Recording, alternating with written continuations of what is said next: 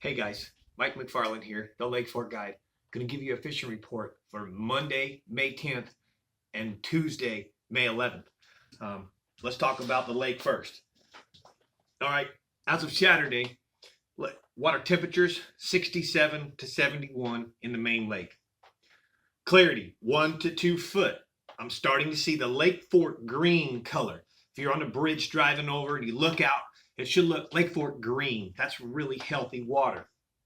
Sometimes it also looks gunmetal blue in the fall. That's even better in my opinion, sometimes. But this time of year, it should be Lake Fork green. Lake level as of Saturday, 403.12. If you were following last week, we were on the fall, okay? If you've really been following, we're constantly doing this. Well, as of Monday, yesterday, the lake level is 403.09, and of course, more rain in 24 hours brought it up 2 inches. So as of this morning, 403.33, okay? Water temperature's about the same. This little cold front just stopped warm trending. It didn't really take any temperature out of the lake. So we're still kind of really holding in the 68, upper 60s, lower 70s, which is a few degrees behind where we should be. Again, clarity 1 to 2 foot. The new rain, I'm sure, has dirtied the backwaters again, and there's a whole lot more coming. We're supposed to have flooding conditions from 12 p.m. today through 7 a.m. tomorrow morning. In fact, you're hearing rain now. I'm sorry, it sounds a little like popcorn. There's nothing I can do. We got to just kind of muscle through this rundown, or we're not going to get one when the hard rain comes in just a little bit. So with that being in mind, remember what I always say, lake on the rise, fish on the rise. Rising water rises fish. So your best attack, if you're coming to the lake right now, is going to be fishing real shallow. Fishing the buckbrush and the little green bulrushes that are in the water. And I'm going to tell you, frog's the deal. A lot of post-spawn fish that are, really returned to the shallow waters to eat. Those shallow waters are still cool. They do not have to pull offshore yet. But the frog is the bite. So what I'm going to be doing a lot of is throwing a frog and a swim jig in the backwaters, as shallow as I can throw that. And I got to have accurate casts. I got to reach the pockets. I got to get in and around those bulrushes. If you're by yourself, get parallel. You'll get more strikes. But you've got to make this get in and around and behind the bulrushes in the junk, okay? I also would probably throw a little underspin, a weedless underspin, watching for shad flickers and shad spawn around the edges of alligator grass, stuff like that. Any missed fish. Remember we were talking a while back on the swim jig that I like to fish it fast. I like to burn it, and they hit it kind of like Topwater. They boil on it. If they miss it, throw the little chopstick back on it. They missed the frog, throw the chopstick back on it. That's your best approach to the shallow water right now. By the way, the Vega frog, the 6th Sense Vega frog, that's the real deal. I fish with one now.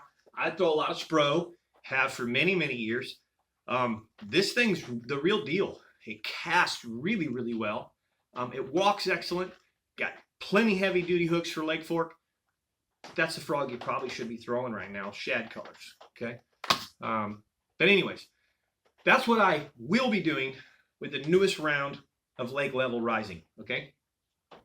That being said, let me catch up on a couple questions that was asked. Someone asked about gar. If I'm in a backwater, there's a lot of gar. Do the bass not like the gar? It depends. Depends on who got there first and how many gar. If there's a lot of gar, to me, they don't bother each other, not really. The gar, they're spawning in a way at the same time. The bass tend to just chase them off. If you really watch closely, the bass aren't afraid of the gar. But sometimes, if there's a whole lot of them, I would assume, the bass probably not going to necessarily choose that cove as frequently or go in there to spawn. Generally, the two are on top of each other because they're both there to spawn. So, if you're seeing a lot of gar and not seeing bass, hey, get out of there then. Maybe it is affecting them. But I've been in plenty of places where I'm all over the bass on beds, and there's plenty of gar coming and going. In fact, a real cool scenario for you, sometimes those gar, as they pass that bedding bass, will fire the bass up. So you're sitting there working the bass, trying to get it mad. The gar itself comes by the bed, fires that bass up. As that gar passes, you got a great opportunity to catch that fired up bass. Just a tip, okay? So that's the answer to your gar. On the frog, generally I'm just running shad color right now, shad spawn, and white, simple white is getting bit. But you can turn that frog real quick into a brim by just taking an orange Sharpie marker or one of those UV light markers and just do orange belly on it real quick. Maybe if you want, put a blue line or two, and you have a bluegill color. So remember that. You can always add just a little orange to any frog on the belly, on the chest, and you kind of make it into a brim. All right, and then don't forget the Cinco follow bait. All right, so let's tell you kind of my report. Yesterday was funny. It's really been up and down, just like the weather, just like this board. That's why I archive it. I see water temperatures and lake levels rising, falling, and I see the fishing statistics, catching, then a tough day, 2 good days, 1 bad day. This is consistent. When the lake is stable, when the Mother Nature's weather patterns are stable, then we catch 5 days a week instead of 2 days a week. So, for example, last Wednesday we only had a few bites. Thursday was awesome. Thursday, I think we had 30 fish by the end of the day. I had bumped Wednesday's twilight to Thursday because Wednesday was so bad. So really we fished all day, full day trip, and then a twilight in the evening. But 30 fish from night to dark was pretty good on Lake Fork with some 6-pounders. Followed it up on Friday with 1. Turned around on Saturday and I had beginners, and that's perfectly fine. They really had never ever fished before nor hunted, which was unusual. Texas natives too, city slickers, for real, but nice, great people. Young man really fished hard, and it was tough, really, really tough. So yesterday when I show up, I take Sunday off, and yesterday when I show up and I scratching my head and I got bad weather again, I really didn't want to go. And it was almost all I could do to talk the client out of it. And the client didn't want to back down. He wanted to go. It wasn't dangerous conditions, but it certainly was not nice conditions. And it was cold again, 59 degrees, and we're probably going to get rained on. And long story short, we caught him. So I'm real grateful. Andre, thank you for kind of sometimes taking a little push. We've been through a lot of weather. After a while, that can get old and get tired. And I really didn't want to go. But the day was an absolute blessing. Thank you, God. Thank you, Mark Pack. Because here's what happened. It was a father and daughter. We started out on a topwater hole. And so basically I'm throwing 2 types of topwaters. If I can find the fish in the bait boiling, then I'm throwing generally the walking topwater or a popping topwater. A Yellow Magic, a Rico, Lake Fork Tackles, lures, live popping shad. But bone color, shad color. I do like the feather on there for that. But the perfect little popper tends to be right now getting more bites. I'm throwing this on 20-pound monofilament. Okay, it's a small bait. Doesn't have a lot of weight. That bass on, Mason's bass on fishing line, 20 pounds, got a low diameter, low stretch, and I could really still get that super long cast with that little bait. I'm throwing it on my signature rod. It's my CB 7'10", 1530, spooled up on a Tatula, a Daiwa Tatula 150 with a 6:3 gear ratio. Generally with a topwater, I may want to actually have a 7-to-1 gear ratio. So that I can stay with the fish once he's got a hold of that bait. But I also don't set the hook much. Because the way I look at it is I got these points hanging down, treble hooks hanging down. If I get them in my hand, look, they already just stuck me. Okay, so if that fish grabs the bait, it's going to get stuck. I don't need to set the hook to drive those in at that point. I just need to load the rod and reel. So the 7'10" real-time rod, CB 7'10", 1530. Man, it really does the job of these big fish. Okay, that's a 6-power rod. Right, on the walking bait, I'm going to change this up now. On this walking bait, it's a little heavier. I like to throw it on braid. I'm going to throw 50 pound, and I choose the Vixen. If you don't already have a Vixen, you're probably not going to be able to get one. So just settle for a saltwater spook or there's a lot of other walking baits that you can choose. But this is a walking bait now. I tend to fish it fast, and I want the braid because I can really even throw it a mile. Okay, once this braid gets going well, I throw it a mile. Basically, I use the either the Daiwa on the braid. Man, I'm getting old. And or the Power Pro. So basically, I throw the Power Pro is most common because it's really round and it casts nice. The Daiwa's a little better. The Daiwa braid's a little better for flipping, if you ask me. Throw this thing on basically a little different rod now as well. I'm throwing this on, if I remember right, an FS7. Let me get my glasses. I should know this. This is my rod. Yeah, 7'8", 1225, 50-pound braid, same reel, Daiwa Tatula, 6:3 gear ratio. That braid also allows me to really walk that bait.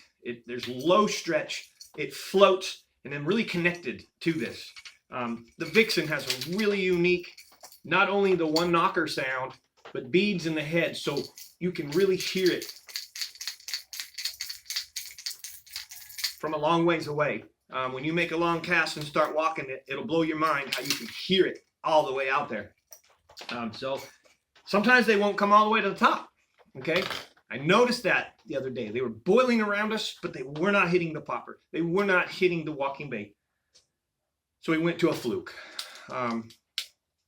Generally, I like to throw the impact shad right here in the 5-inch disco green or disco violet. It's a green or a blue. The other day I had to go to just plain pearl, solid pearl. And you can get that through a Zoom, or I choose to get this from All Day Soft Plastics.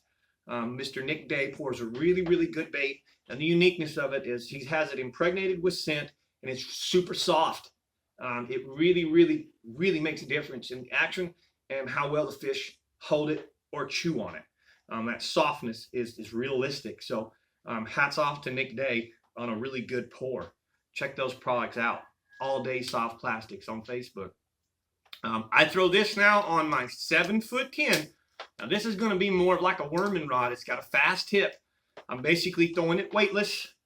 Okay, a 4-rod hook, 20-pound fluorocarbon. All right, you can go down to 15, but it's going to get dangerous if you hook a really, really big fish on 4. So the fluorocarbon is important because I need that to sink. That way that fluke sinks properly at a slow rate, and it doesn't hold the head up. Floating line will make it sink upright. I want it to sink real nice and smooth, and that fluorocarbon is super important. 7-1 gear ratio, Tatula 150 once again. Daiwa Tatula 150 is my reel of choice. And finally, that rod was an MB 7'3", 1020. Real-time rods, MB 7'3", 1020. All right. Once that Topwater stuff, that action, there goes the popcorn. Once that action kind of dwindles in the morning, and right now it's been lasting for a couple hours, it starts, the sun gets high, it starts to go off the edges of these shells and the shallow shell beds. The fish aren't necessarily going to the deep shell beds yet, but they're pulling off. They're pulling off and suspending on the edges, in the ditches, in the trees. At that point, my approach has been going to a little, what I call a chicken rig or a finesse Carolina rig. And basically that's a 1/2 ounce now. The finesse Carolina rig for me is a bobber stopper, a 1/2 ounce egg, a bead to protect the knot. The knot is a double San Diego jam, okay? And then about 18 to 24 inches a leader, okay? Your two-way swivel, a 4-rod, and an impact shad.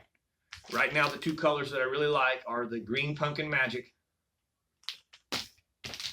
or the disco shad once again, okay?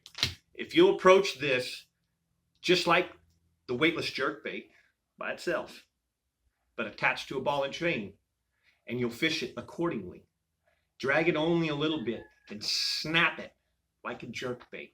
Fish the ball and chain like a jerkbait with pauses in between, and you'll catch a lot more fish. A lot more fish.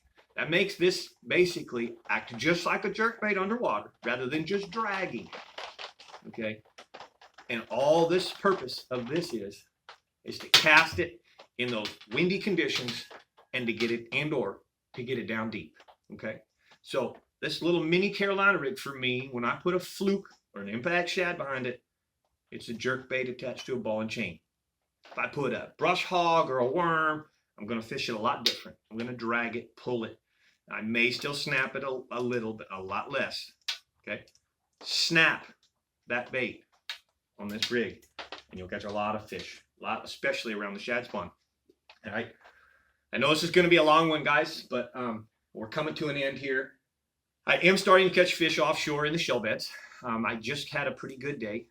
Like I said, the weather was really bad, and my clients pushed the fish anyways, and we actually caught them. Yesterday was interesting. I didn't want to be out there, but we caught some fish right off the Topwater. And then we went to the chicken rig with the impact shad that I just showed you. And that's really what we started to do the most damage. But the big fish came off of offshore shell bed. And they did come on Carolina rig. And I assume the jig bite's coming as well. But here's what was really cool about yesterday. Ever since I came to Lake Fork, I've been real leery about any spinning rod fishing. I'm here to catch the big fish. I'm not here for numbers. I'm not here for 2-pounders. I'm here to put you on the biggest fish that I can find for the day. And sometimes that's a 6-pounder, and for a lot of people, that's a giant. In a lot of places in the world or the country, or certainly the United States, that is still a very, very big fish. Pretty common for Lake Fork, for 5 to 7-pounders. We call them Lake Fork specials. But to break out a spinning rod, generally you're going to have lighter line. You have a drag system that's not near as thorough. They're not made for big, heavy lures, and if you do, they really start to have more problems. The heavier line you put on them, the more problems. Braided line gives you a lot of wind, knots, and issues. And any which way you have it, when you're power fishing with spinning rods for big, giant fish, it's, for me, I've never found a real solid answer. I can tell you right now that I finally experimented again, and yesterday was very successful. So this is going to be my new signature spinning rod. And you know that I do not ever put anything out there. I'm not pushing you to buy this, but I'm sharing with my integrity as I am, the honest person that I am, something that's true that I wasn't going to use and does work for me. And this actually worked yesterday really, really well. Really impressed. So this is going to be my signature spinning rod. It's an LS. L as in Larry, S as in Sam. 7'8". No, 7-footer. It's a 7-footer. I should know. I just put this together. LS 7-foot, and it's an 8-15. So in general, it's like a 3-power. And man, yesterday Mallory caught those big bass without any trouble. She had to play them. It's still a spinning rod. But I've only got 10-pound test on this. And anyone who follows me is probably laughing, going, "What, McFarland's? It's never less than 20." You know, I'm sure that in trees it's going to cause trouble and we're going to lose big fish. But there is a place, and there is a great application on Fork around bridge pylons when you're offshore in those shell beds. So if your wife or young man or young boy doesn't know how to use a bait caster, don't be afraid to use a spinner rod. And choose this one right here. You won't regret it. So the LS 7-foot 8-15 from Real Time Rods.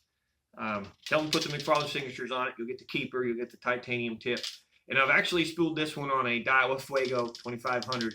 I think any wide spool mouth is going to be important. And if you don't do the wide spool, I think you're subject to more line issues. But that really, really worked. And the rod handled the bait. So this is a chicken rig here. It's all tangled up. But the rod handled the bait, and more importantly, it handled the fish for Mallory. All right? That's going to kind of conclude this rundown. I'm going to have a little more details on the jig and the heavy-duty Carolina rig, the full Carolina rig, later on in the week in the next rundown, because we are starting to catch fish on those, and those big fish are starting to show up offshore now in the deep shell beds. Whole different kind of shell.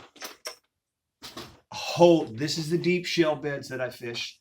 These are the shallow. This is a clam. This is a mussel. All right. Very, very important when they start on this pattern. It's my favorite time of the year.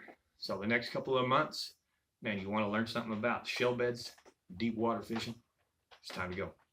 Thanks for watching, man. I know that was a long one. I'm Mike McFarland. I wanted to give you as much meat, give you some juice if you're coming to the lake. Here's how I would fish. Remember, swim jig, frog, follow it up with a Senko. There are really a lot of fish on the shallows. All right, that's the rundown for May 10th, May 11th. I'm Mike McFarland, the Lake Fork Guide. Give me some thumbs up. Don't forget to subscribe. I'll talk to you on Thursday with a new rundown.